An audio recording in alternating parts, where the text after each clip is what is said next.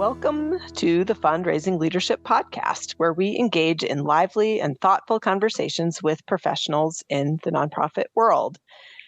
And I am here today with all of my partners. It's such a treat. We have a really fun podcast lined up for today. So first, I would like to introduce my friends and teammates, Janice Cunning and Michelle Malloy-Dillon, who are here with me. And today, our guest is our fourth teammate, David Langiulli. And we have David here to talk about his new book that he has just published. And it is a super unusual book. And I'd love, David, for you, maybe if you're willing to tell us why this one? What got you started here? Woohoo, David! Yeah. Yoo-hoo! Wow. You guys are hard, man. You guys ask hard questions on this podcast. I don't. Now I know why guests are hesitant to come on the podcast. That's right. Are you sweating yet, David? Are you sweating yet? It is more nerve-wracking to be the guest than to be the host. You know, like we've all been guests, and it's like there's always something like, "Oh, I'm like the featured person." So. Yeah. So the inspiration for the most recent collection of essays, which and I didn't say the title. I'm blowing it too. Wow, sorry. It is called We're Wisdom. so nervous. Like we never do this with each other. So go ahead, Margaret. Tell everyone the title of my book. Club moment. Okay. Kerfluffle. Exactly. The book is titled Wisdom from the Middle Ages for Living and Leading in Modern Times. Yes. Right. All right. So why the Middle Ages, David? Well, that's a really good question. Like, who would think that there's anything to learn from the medieval period, also known as the Dark Ages, right? And I write in the introduction to the book that a lot of folks sort of the Middle Ages or the medieval period is kind of those several hundred years between the classical period and Renaissance. And so is there really anything, Well, it turns out, yes, the printing press was invented during that time. And one of the books that was printed and received very wide circulation is a little devotional called The Imitation of Christ by a it's a collection of essays, and you guys know I like to write essays. And so this medieval monk wrote a collection of essays that were published. And it turns out that this Imitation of Christ is the second most widely read book in Christendom, or anybody who is Christian reads this book. So I had never read it, and I was like, whoa, I am woefully judging myself harshly, which we're going to get to. Like, how could you never have read this? You're a son of a philosopher, and you're a Christian, and you're woefully undereducated. So actually, I heard about this book from Eckhart Tolle, who we all like. For those of you in the audience who are not familiar with his work, he had a best-selling book called The Power of Now. This is very influential on me. He's one of my teachers. And I was listening to a talk of his, and he was, as he does, he just talks. And no preparation, no notes, just like us right now. And he said this little devotional is one of his go-to resources for inspiration. I was like, oh, wow. Okay, let me go take a look at this thing. So I found a version that was sort of written in sort of Victorian English. I started reading it, and was one of the sort of earlier translations into English. I was like, whoa, there's some good stuff in here. So as I did with my book on Stoicism, I said, let me see if there's anything I can add to this. And that's the genesis of the book. I started reading his essays. I was like, yeah, I think I might have something to say. And kind of part of the work was to bring that English up to modern speak. So I actually had to literally translate each essay into modern English, which was a task unto itself, and then share my interpretation or my view Yeah. on that Yeah. topic. Yeah. Yeah. It's so interesting. So on the team, Michelle and I, not so into writing. Not our favorite way to reflect.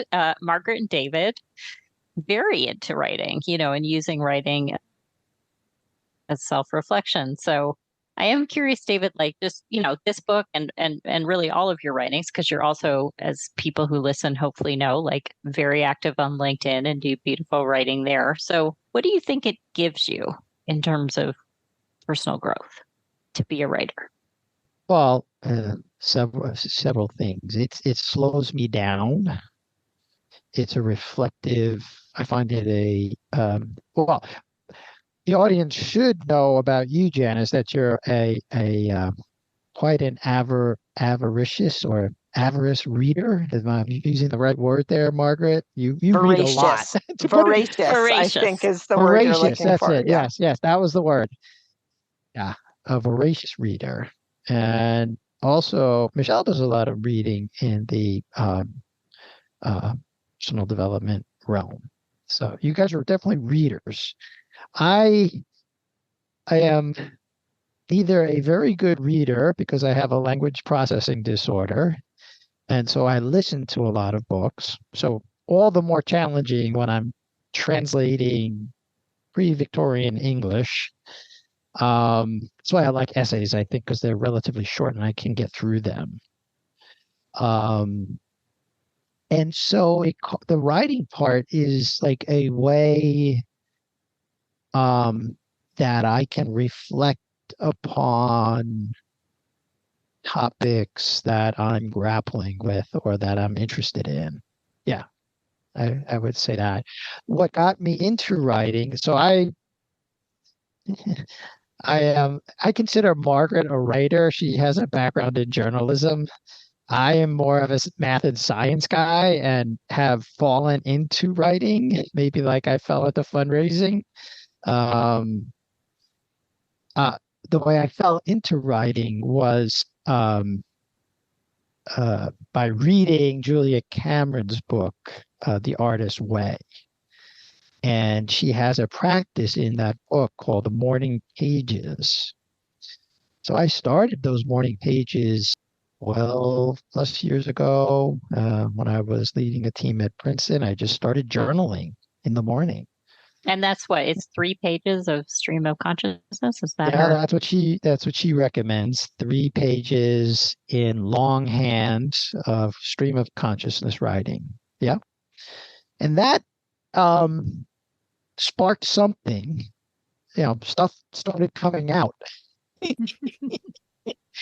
I only do 1 page in the morning. That's my practice. And that's what got me started writing. Yeah. Well, one of the things that I really like about this book, David, and you referred to me as being a reader. I am a reader. I have traditionally been a reader, but I have to say I've really noticed in the last couple of years it's harder for me to read long books. And so I read your book in, 1 essay per day at a time. And it was almost like it created a focus of the day for me to think about. Because you have what Thomas Kempis wrote, and then you have your translation in your own words of what you think he was saying. And it was almost like reading a conversation between sages through the ages, which I loved about it. And it just got my thinking, inspired for the day about it was almost like an intention for the day. Thank you. That's beautiful feedback. I really appreciate that. Yeah. No And one's a new ever said hashtag, that. sages through the ages there. Sages through the Yes. ages. I know. It's like time travel. Yeah, it is in many ways. Yeah. Yeah. Yeah. I think that style, at least up until now, the essay seems to be the sort of style or writing piece length that I am attracted to, partly because of my my language processing disorder. Doesn't, long things of reading or long bits of writing are very difficult for me. Margaret's writing a whole longer piece, which we're looking forward to having her on the podcast when she finishes her book. A different style of writing. My things are kind of pithy, punchy, and can be digested in like a single sitting, like a snack. Yeah, like a snack. Or breakfast. And the snack that you're going to share with our listeners in our blog post is the essay on the dangers of familiarity and rash judgment. So why did you choose that one for our particular nonprofit listeners? Well, I chose that essay because it aligns with some of our work around positive intelligence. And for those in the audience who are familiar with our work and Shirzad's work, you're going to find a lot of that creeping into those essays. And so I was, before we got on the podcast, I was reflecting that, wow, yeah, a lot of that stuff we work with clients on was around in the Middle Ages. This stuff is not new. We'll just it's not new, yes, but it's Coach just packaged Thomas. in a very, Coach Thomas. Yeah, I'll take a Kempis. But his essay, there's like two pieces to that is around, choosing friends and acquaintances wisely. Like in the positive intelligence framework, we would say when you're assessing whether or not to develop a friendship or have a client or work with a donor, there's what he calls blameless discernment, right? As opposed to judging people. And I know in my life, I've made several errors when it came to assessing people's character, and got into some relationships where that were not wholesome, would be a good way of describing them. Yeah.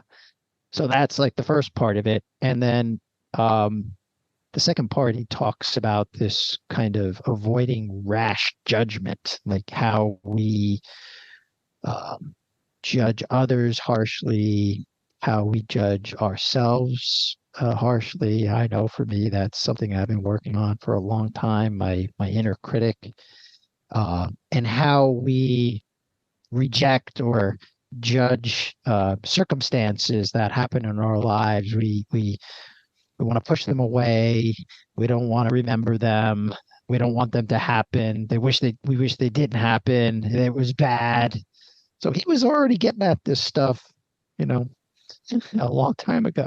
Yeah, there's kind of a paradox, and you touch on this, but this idea of like both choosing carefully, which seems to involve making some sort of judgment about other people, and then not judging or what are your thoughts about how to reconcile two things that don't seem at first like they could both be true at the same time? Well,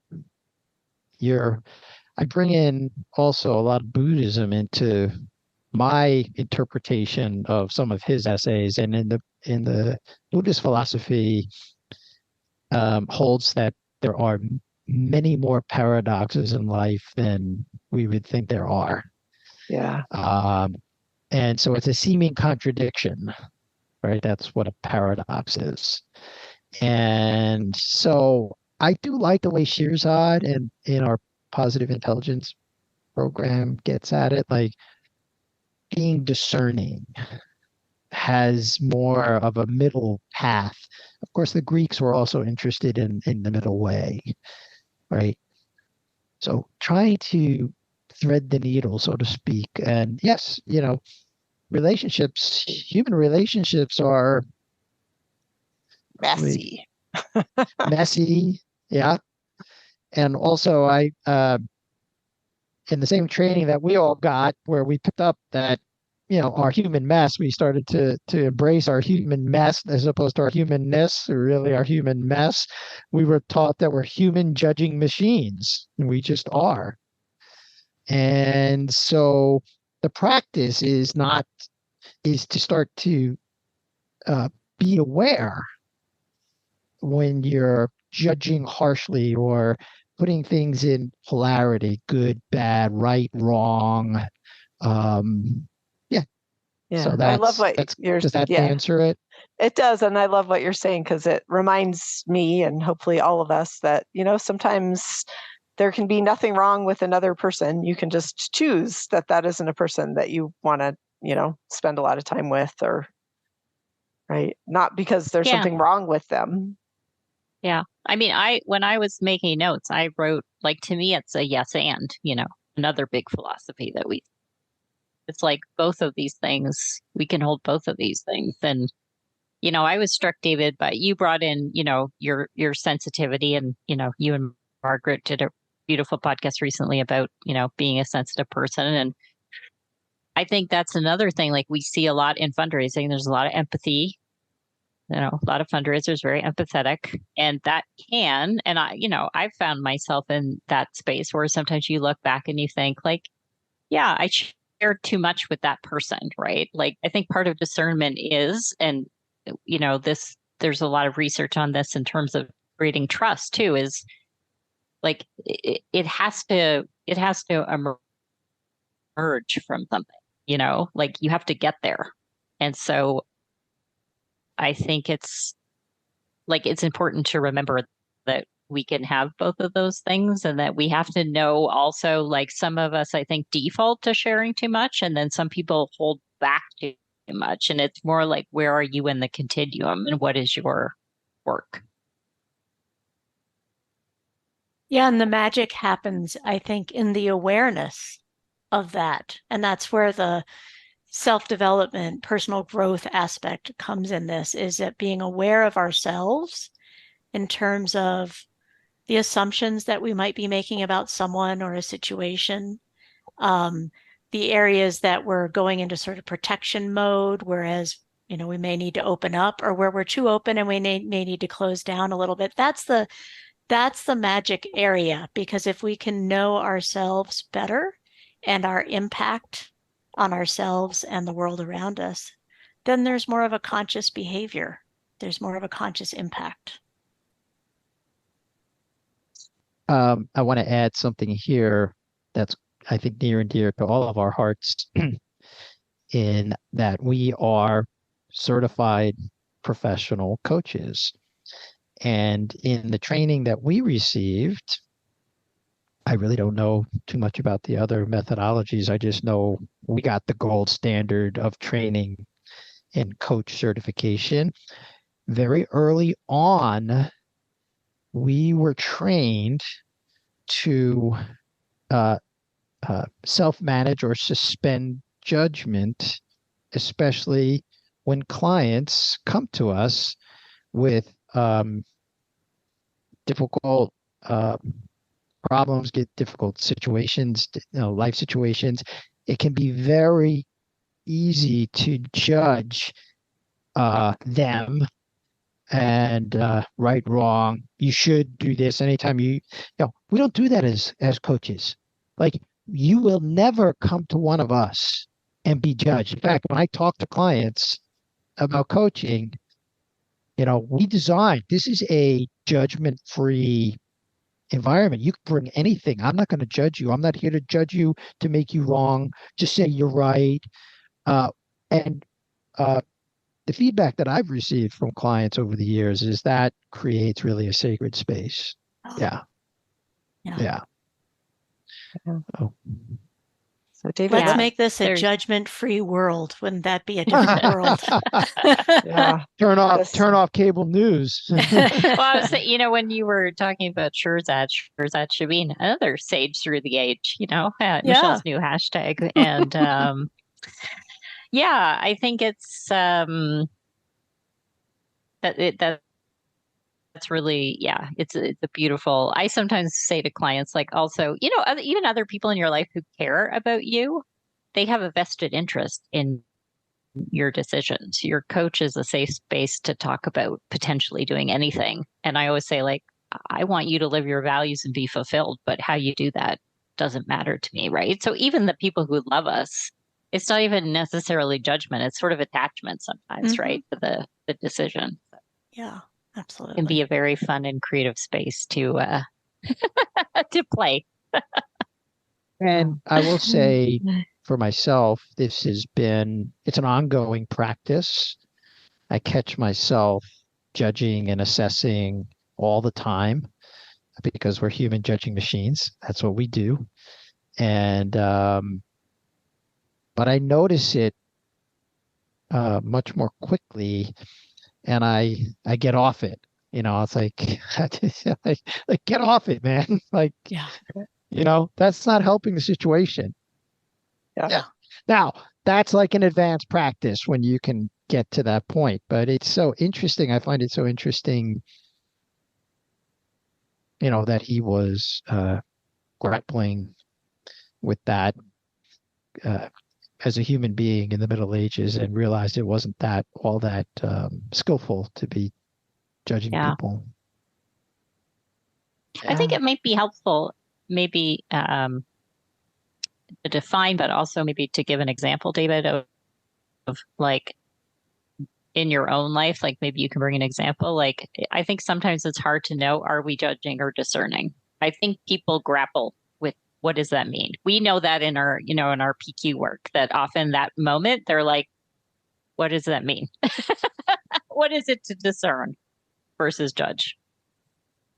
Or to divine discernment, which is divine discernment is what he calls it. Yeah. Yeah. Let's see an example.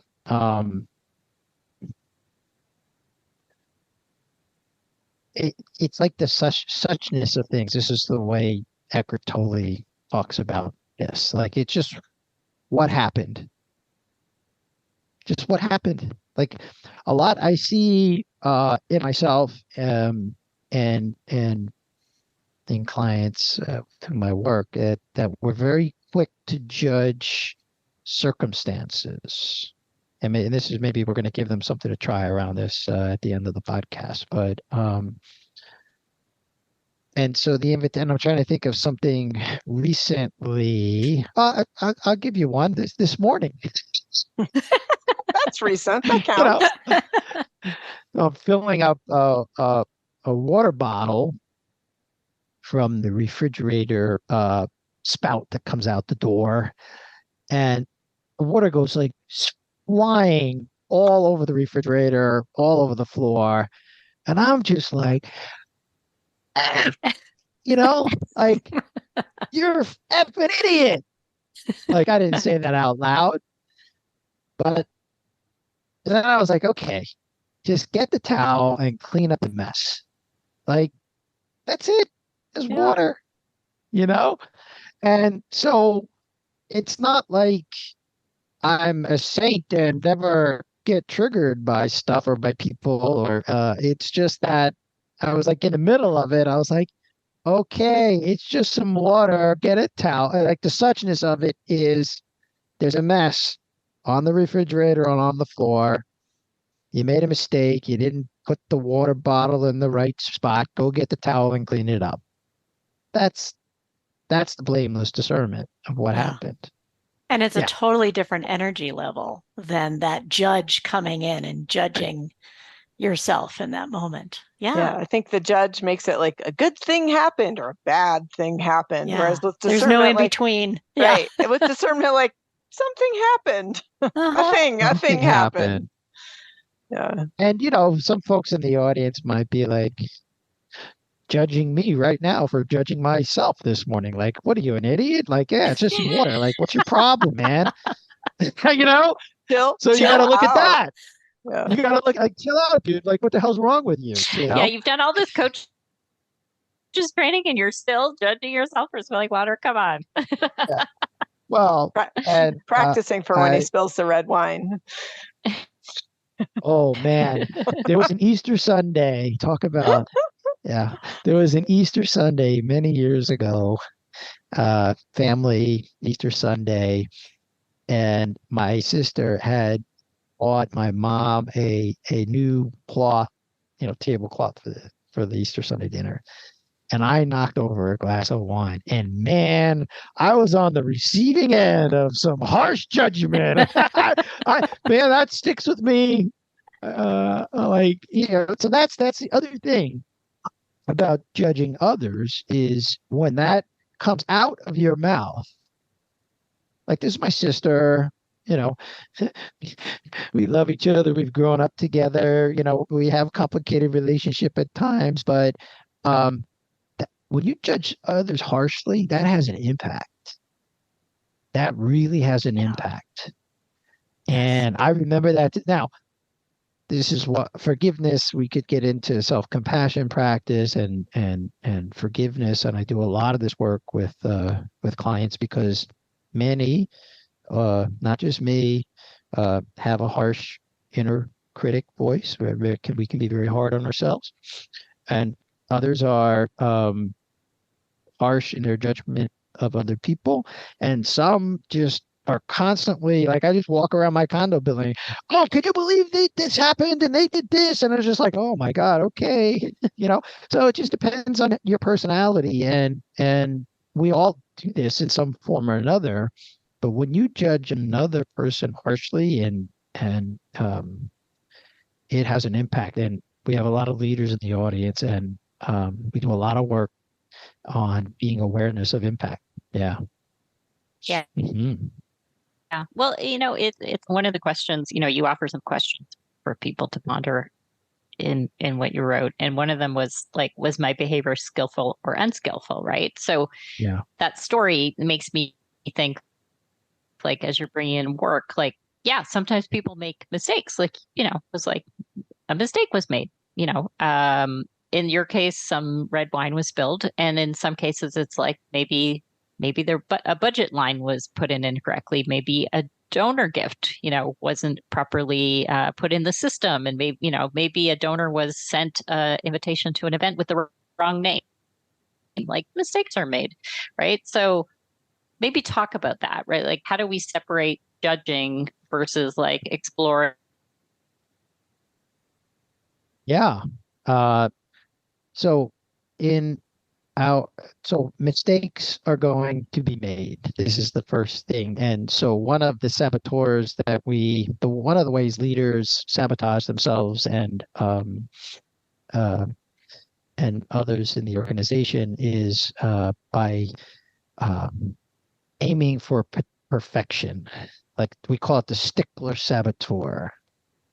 And there's even an essay, I think there's an essay by the good monk and me talking about this perfectionism in the book.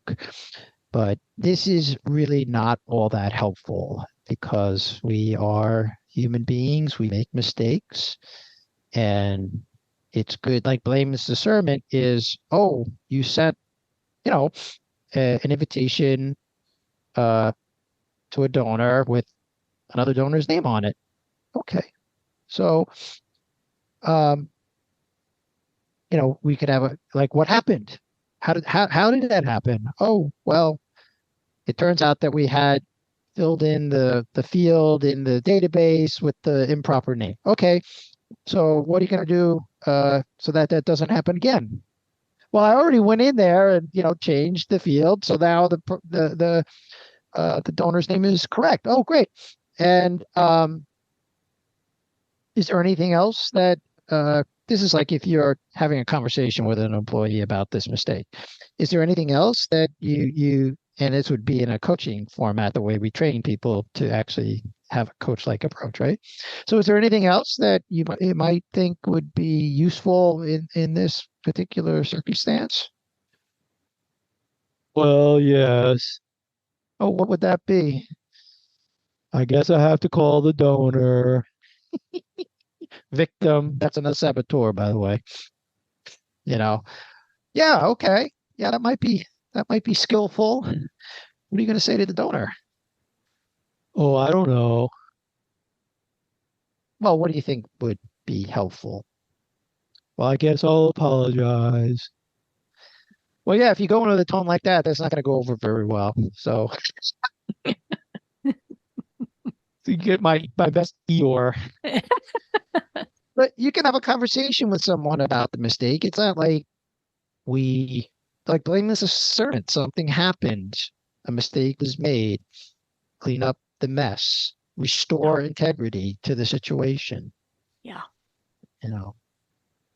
There doesn't have to be conflict here. We're just talking about it and figuring out how to restore it. Yeah. Well, I think Yeah. that's the important piece is like, I think sometimes people maybe worry like, well, if we can't judge things, then like things are going to go off the rails. Whereas discernment is, yes, we are allowed to name what happened. We are allowed to talk about the impact of what happened. We're allowed to figure out how to clean up the mess of what happened, but we're doing that from a very different energetic place than judging. It's I mean, a recounting of what happened with less shaming and blaming. Yeah, thank you. That was where I was going to. I've worked in organizations where there was a lot of shaming and blaming when you made an error, and I can share that that is not with blameless discernment. That is not all that skillful. People think like, oh, if I shame and blame you, then you won't do it. Somehow that will be the guardrail. This is, by the way, I believe, my opinion, not a helpful way to grow your people. But there is like something in the culture, and it is pervasive in cable news. Like, oh, if we shame and blame people enough, they'll stop that behavior. In my experience, that just doesn't work as a behavioral tool. Yeah. And in fact, it does more harm than it does good. But it's pervasive in our society. Yeah. It is. So David, you've given us a lot to think about, but is there anything specific that you would like to leave the audience with or invite them to try? We do this like 5-period visualization. You guys might remember that, where you divide your life into 5 periods. So this is actually, I'm going in a different direction here. I might give the audience this exercise, and you can reach out to one of us and we can lead you through it if you'd like. But you divide your life, your age by 5, and you look at those periods, and you look at those periods and you write down things that you thought were bad, you know, and then you go back and you look at those circumstances and you see what did that lead to, what you thought was bad, you know, and how that turned out to be a gift. And if you do this, I think we can assure you that you will find gifts in things that you have been labeling as quote unquote bad in your life. So that's the inquiry. Yeah. Yeah, great practice to try, David. I've always gotten a lot of personal discoveries out of that exercise. Who's to know what's good or bad, right? Who's to know what's good or bad? Yeah. Who could say? Yeah. Well, David, thank you so much for talking with us about your book. I enjoyed it. It has so much heart in it, so much of David's heart in it, which makes it spectacular, in my opinion. We will have a link for people to buy it if they would like to. It is called, again, Wisdom from the Middle Ages for Living and Leading in Modern Times. Yes. This program is brought to you by Fundraising Leadership. We provide unique coaching and training programs to grow nonprofit leaders. Please subscribe if you haven't already, and you can find us wherever you listen to podcasts. If you're enjoying the show, you can help us continue to bring thoughtful content with a one-time contribution. This supports our production costs and keeps the show ad-free. Contribute today using the link in the show notes, and you'll receive one or more of our highly acclaimed online courses. Now go put it into practice.